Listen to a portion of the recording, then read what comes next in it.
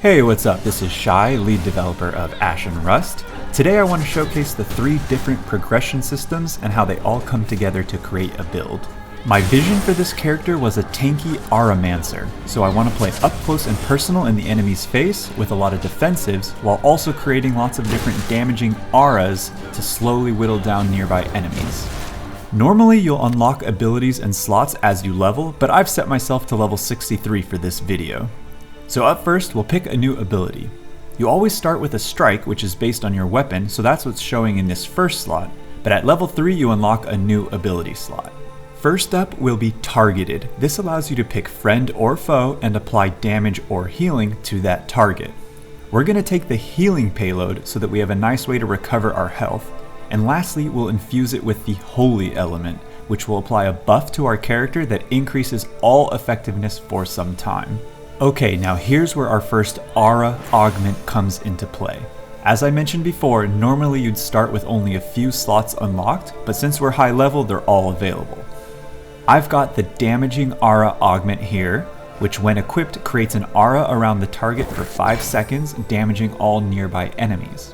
Next, we're going to juice up the aura a bit by adding the exhaustive augment, which consumes a bit of your exertion pool to add extra effectiveness. Exertion is similar to mana in other games, but with quite a bit more functionality, which I won't have time to get into in this video.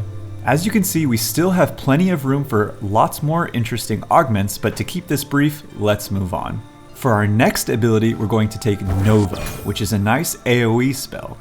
We're going to give it a damaging payload. We've already got healing from the targeted ability, and we don't have summons or allies for this build, so not much point going with the heal payload. And lastly, we choose an element, which is going to be Ethereal, because that applies a damage debuff to all enemies hit, which is going to help us out with that tankiness. Next, let's give it some augments. First augment to add is the Storm augment.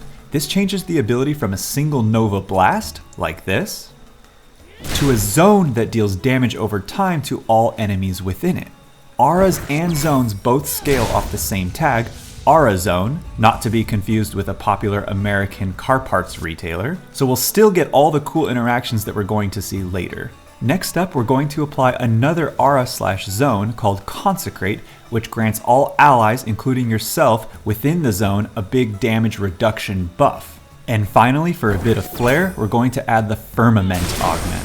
This greatly increases the effectiveness of the ability, but adds a cast delay since you have to wait for the massive meteor to rain down from the heavens. Since we're going to be upfront aggroing mobs, I don't think the cast delay will cause any issues.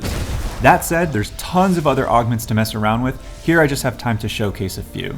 Okay, so let's take a look at our basic rotation. We can cast the Nova, and while the Firmament is coming down, we can start our targeted aura. And essentially we'll want to try and keep enemies within these auras while maintaining our damage reduction buffs to stay healthy.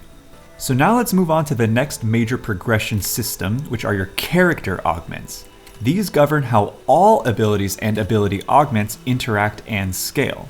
First up, we've got the Signifer augment. This causes all auras to have additional effectiveness when the caster is within them. So since it's already our plan to be upfront and tanky, we should be able to fully utilize this augment and remain within range of our own auras and zones to keep the damage buff up. Next, we're going to add Harmonic Resonance. With this augment, all auras that are overlapping each other gain a buff per overlapping aura or zone. So we really want to make sure we keep everything stacked on top to juice up all the auras. Lastly, let's put in Reverberation. This causes all auras and zones to explode when they expire, dealing a percentage of their dealt damage or healing. There's more aura related augments we could try and fit in here, but I think you're getting the idea of where I'm going with this build. Alright, and now lastly, for the next progression system, we have Gear.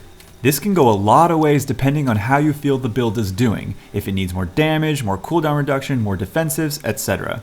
So I'm just going to quickly showcase a few interesting items. I'm thinking this build will feel best with some cooldown reduction. So we can try this helmet called the Archpriest's Hood. This will sacrifice some of our defensives to increase ability haste. Since we're already quite tanky, I think we'll be able to get away with sacrificing some of that tankiness in order to reduce ability cooldowns so we can keep those auras out and stacked.